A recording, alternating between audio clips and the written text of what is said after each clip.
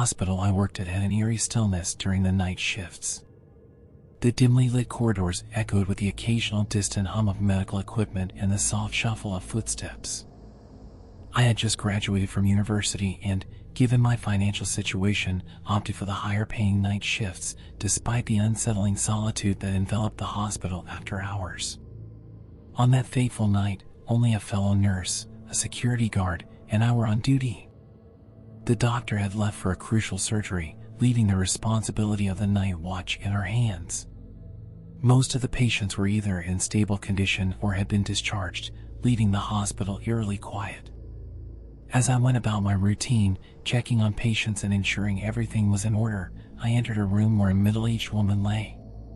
She looked anxious and, before I could inquire about her well-being, she nervously mentioned hearing footsteps just moments ago. I tried to dismiss her concerns, attributing the noises to the usual creaks and groans of an old building. However, a sense of unease lingered within me. Leaving the room, I heard an abrupt scream echoing through the halls. Panic surged through my veins as I sprinted towards the source of the distress. When I arrived, I found my colleague, the other nurse, clutching her abdomen, blood seeping through her fingers. Shock and fear paralyzed me as she recounted a horrifying encounter with a man attempting to steal medication. She had confronted the intruder, attempting to thwart his illicit intentions, but in the struggle, he mercilessly stabbed her before fleeing into the shadows of the empty hospital corridors. The gravity of the situation hit me like a freight train, and I scrambled to call for an ambulance, praying that help would arrive in time to save my colleague's life. As the ambulance raced against time to reach the hospital, the injured nurse's strength waned. She recounted the details of the attack, providing a description of the assailant. The paramedics swiftly transferred her to the ambulance, and I watched with a heavy heart as it sped away into the night. Thankfully, she survived the harrowing encounter, escaping with minor wounds that would eventually heal. However, the trauma lingered, casting a dark shadow over our once seemingly secure workplace. In the ensuing weeks, police investigations revealed that the assailant was a desperate drug addict driven by the dire circumstances of his child's severe illness. Desperation had led him to resort to theft, jeopardizing not only his life but the safety of those working in the hospital. The hospital staff, now more vigilant than ever, implemented additional security measures to prevent a recurrence of such a terrifying incident. Yet, the psychological scars remained, haunting the corridors like ghosts of that dreadful night. In the aftermath, I made the difficult decision to abandon the lucrative night shifts, prioritizing my safety and peace of mind over financial gain. The hospital, once a place of healing, had become a backdrop for a nightmare I couldn't shake. My income dwindled, but the sacrifice was worth the regained sense of security and the relief of not constantly looking over my shoulder in fear. The scars from that night would fade with time, but the memory of the hospital horror story would forever linger in the depths of my consciousness.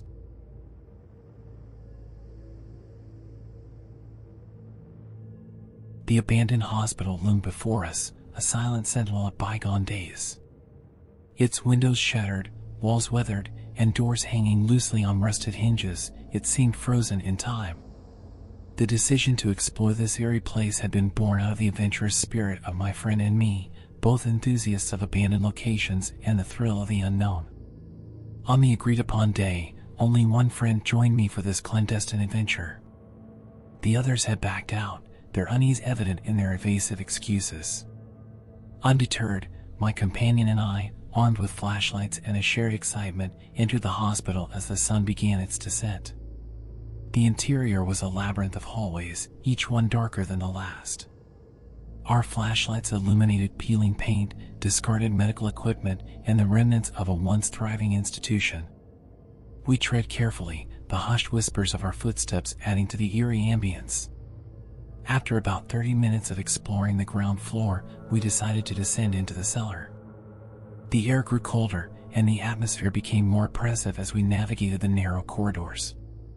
The occasional sound of dripping water and distant creaks echoed through the subterranean space. We exchanged nervous glances but pressed on, eager to uncover the secrets hidden beneath the hospital's surface. As we ascended the stairs from the cellar, a strange feeling settled upon us. The air seemed charged with an unspoken tension. Ignoring the discomfort, we decided to cap off our adventure with a visit to the hospital's roof, hoping to find solace under the night sky.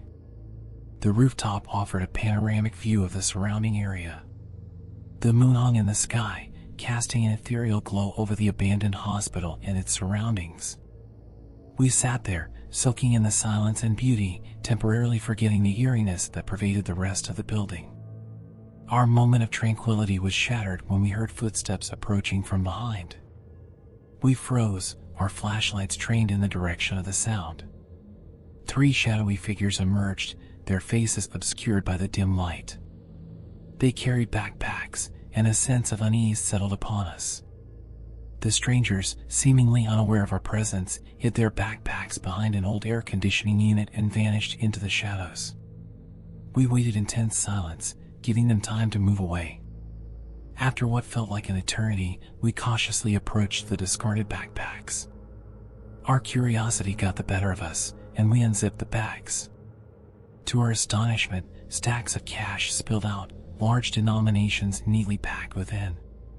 The realization hit us that we had stumbled upon something illicit, possibly the proceeds of criminal activities. Faced with an ethical dilemma, we deliberated our next move. A decision was reached, and we resolved to call the police anonymously, providing them with the location and details of the hidden money. We watched from a distance as the authorities arrived, their expressions unreadable as they surveyed the scene. The police thanked us for the tip but divulged little information about the nature of the money or the individuals involved. With the mysterious encounter behind us, we returned to our car, shaken by the unexpected turn of events. Despite the spine-chilling experience, a strange allure lingered. The adrenaline rush of exploring abandoned places, coupled with the suspense of discovering hidden secrets, had left an indelible mark. From that day forward, my occasional forays into abandoned places took on an extra layer of excitement, a haunting reminder of that fateful night in the abandoned hospital.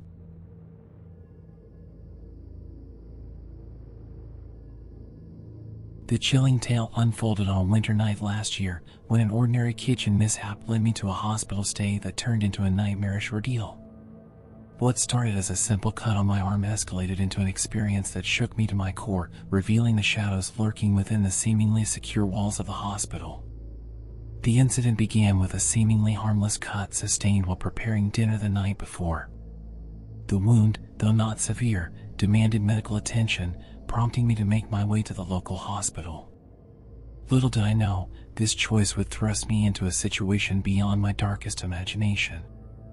As the doctors attended to my injury, stitching it up with practiced hands, they informed me that I would be sharing a room with an elderly woman who grappled with mental health issues.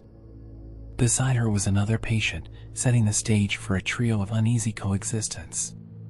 The hospital staff warned me about the elderly woman's condition, advising caution. Despite my reservations, I chose to remain silent, hoping for an uneventful night. The elderly woman, with her vacant gaze and occasional murmurs, immediately unnerved me. The hospital staff's cautionary words echoed in my mind, but I pushed aside my unease, hoping for a quiet night's rest. Little did I know, the night would unfold in ways that would forever alter my perception of safety within hospital walls. The first night passed relatively uneventfully, with the elderly woman's sporadic mutterings serving as the only disruptions. I managed to get some sleep, dismissing her unsettling behavior as the product of her mental health struggles. As dawn broke, I eagerly anticipated my discharge and a return to the comfort of home. However, my hopes were dashed when the doctors recommended another night of observation. With a sense of reluctance, I agreed to extend my stay, unaware of the terrifying events that awaited me. The second night took a disconcerting turn.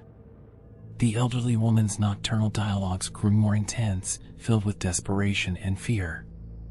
Despite my growing unease, fatigue eventually claimed me, and I fell into a fitful sleep.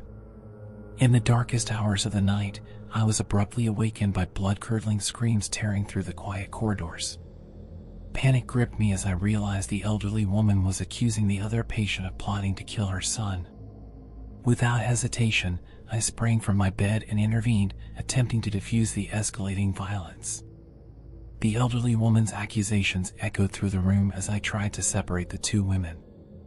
The accused, wide-eyed and frightened, managed to break free and fled from the room, her terrified cries for help echoing down the hallway. In the chaos, I noticed a knife on the bedside table, a grim reminder of the potential danger that had unfolded.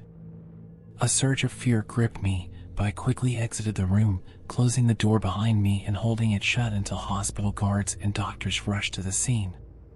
The elderly woman, still consumed by delusions, continued her frenzied accusations. The medical staff, displaying remarkable skill and courage, managed to subdue her and bring the situation under control. It became clear to me that I had narrowly escaped a potentially lethal encounter. As the hospital staff restored order, I grappled with the gravity of the situation. The once reliable haven of healing had transformed into a battleground of paranoia and violence. The fear lingered within me as I contemplated the possibility that I could have been the accused target. The sense of safety I associated with hospitals had crumbled, replaced by an unsettling awareness of the hidden dangers within. Leaving the hospital physically unharmed but emotionally scarred, I stepped into the cold night, hoping to put the nightmare behind me. The experience had left me with a newfound wariness of medical facilities, a stark reminder that darkness can lurk even within the supposed sanctuaries of healing. The haunting echoes of that fateful night would stay with me, a constant reminder of the thin line between safety and peril within the hospital's walls.